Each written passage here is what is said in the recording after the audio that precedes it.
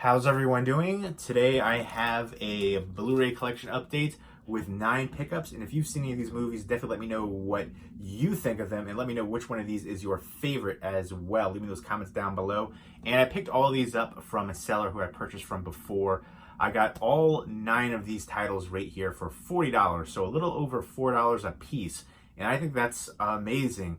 I've gotten some great deals from this person in the past. Again, I've checked out places like OfferUp, Let Go, 5 Mile. Those are some apps. Those are usually places you can meet up locally and get stuff. Craigslist is kind of dried up. And I've gotten some amazing deals though on those apps. And then there's also Facebook groups, selling groups, where you can find people locally selling stuff. But they're always unique deals from this person too, like unique titles, Criterions, Twilight Time, stuff that you don't normally see in the wild. So I think it's amazing. And whenever they have something up for sale, I pick it up. There's duplicates in this one. So, and then there's already a couple other titles that I have, but they set the price on this and they put like the lot. They're like, $40 for these titles, you know, take it or leave it. I was like, well, I'm going to take it. And I'm not going to say, oh, I got this, I got that. I'm not going to haggle or anything like that. I'll, take whatever they're getting rid of. Trade bait, or, I could resell the duplicates or something like that. So that works out for me. Again, I sold the codes in here too, just for for 3 of the titles I sold the codes. I haven't opened up some of the other stuff. And that alone was like half the price of this. So it ended up really being like $2 and change a piece for these titles. So pretty souped on it. I think it's a phenomenal deal. I can't wait to check out the ones in here that I haven't seen, and I'll let you know about the ones that I have duplicates of. So if everybody's interested, let me know. First up is a Criterion Collection release, Fist in the Pocket, a film by Marco Bellocchio. I guess this is his debut, and it's basically about a young man who says he takes drastic measures to rid his family of its various afflictions, its dysfunctional family. And it's from 1965, and it said it was a gleaming ice pick in the eyes of bourgeois family values and Catholic morality. So one of the greatest achievements in Italian cinema, continues to rank as such. So that is intriguing right there.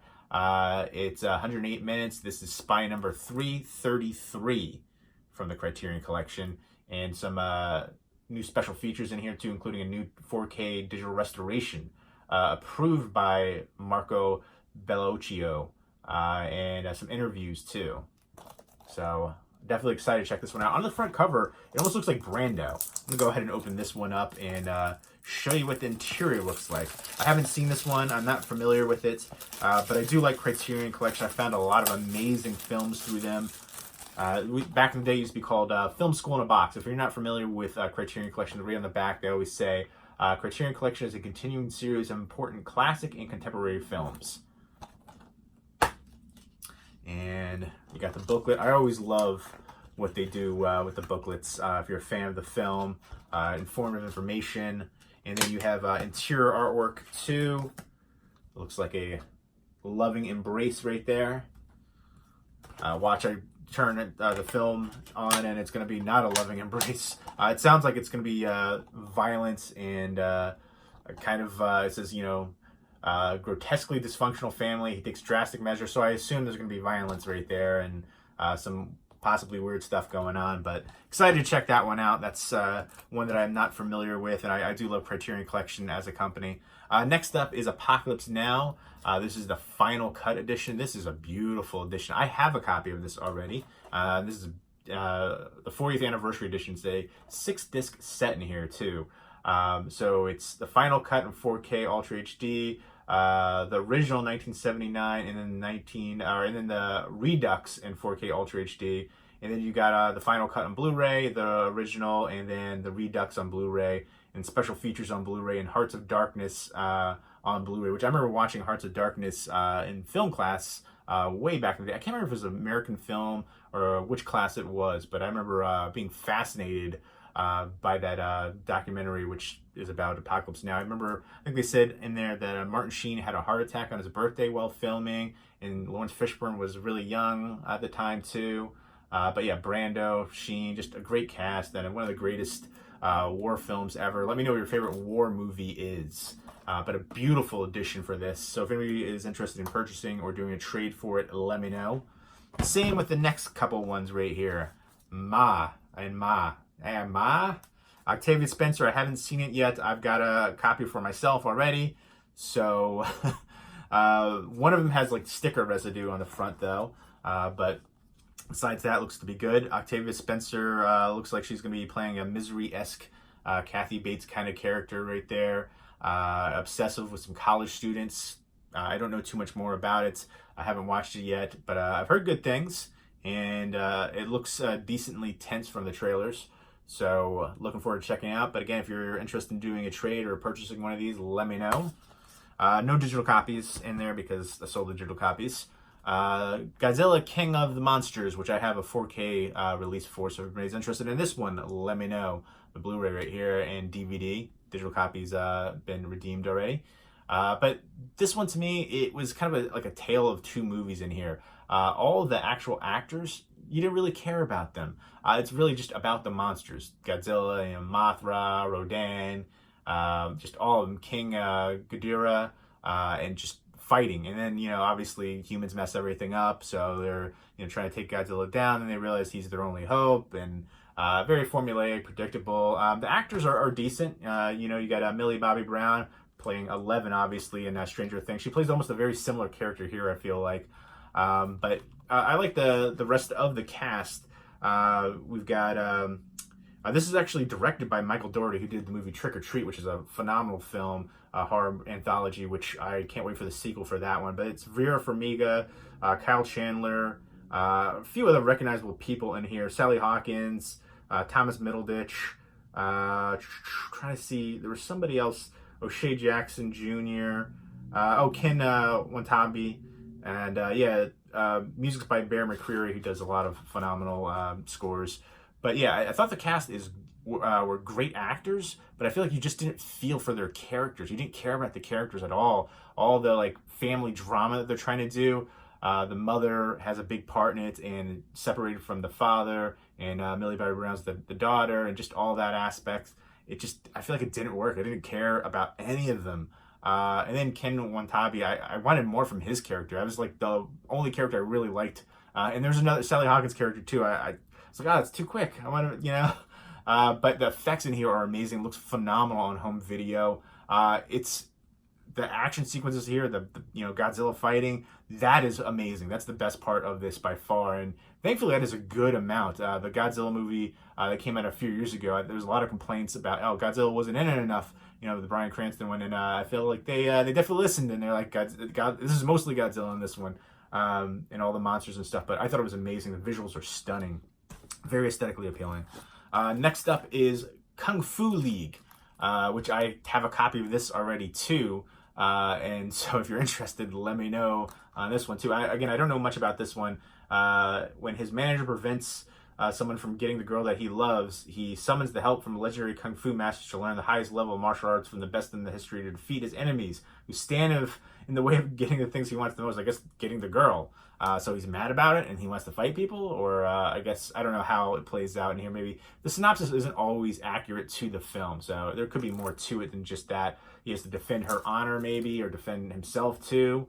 But I guess it's just all-out martial arts movie, Kung Fu League. It looks a little generic. The title too. I'm not a big fan of the title, but yeah, it's Mandarin with English subtitles. So. I'm going to check this one out myself. Again, I have a copy. I haven't popped it in yet, but brand new, still sealed. Next up is Into the Ashes, which I have to check out as well. I have a DVD copy of it, so I'm going to keep the Blu-ray copy and check it out. So if you're interested in the DVD copy, let me know.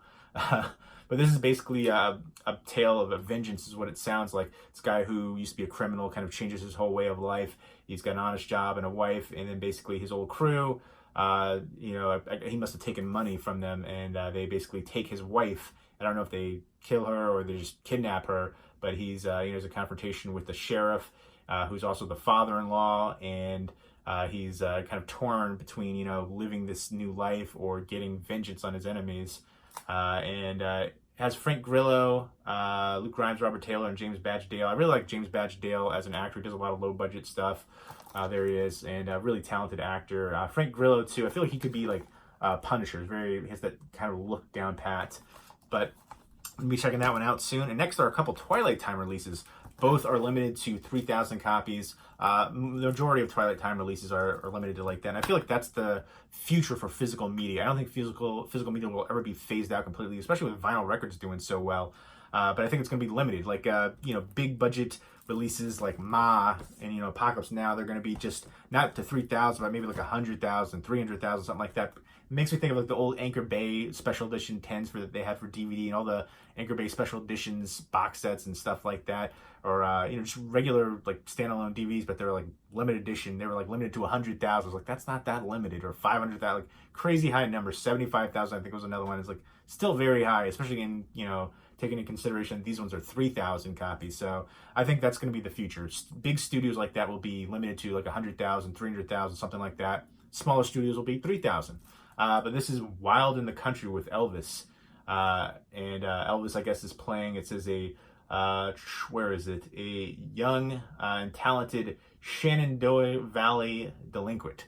So they're in the Shenandoah Valley. I assume it's going to be beautiful shooting locations. And I guess there's he's trying to get a better future as a writer, and he has a supportive psychiatrist, and there's two other girls that are vying for his affection. And then there's a father and son who have it in for the local rebel hero. So there's 4 tunes from Elvis, accompanied by a score from Kenyon Hopkins for the soundtrack. So it sounds like it's going to be very brooding and moody. And they actually say on the back it's like one of his last roles like that before he went to the straight up musical ones. And it shows that he could have been he was a very talented actor, and he could do more talented roles like that with diversity instead of just doing the typical stuff that he ended up doing later in his film career. More challenging roles. So I'm definitely looking forward to checking this one out. Let me know what your favorite Elvis song is and your favorite Elvis movie. Next up is Mother Wore Tights. I guess this is going to be a musical, and this won the Academy Award for Best Scoring of a Musical Picture by Alfred Newman, very well known. And this is directed by Walter Lang, who did State Fair and The King and I. So I think it's in good hands musically right there, director and for the musical score right there, musical director, there we go. But it's basically about a song and dance team played by Betty Grable and Dan Daly, and they're married Footlight Troopers.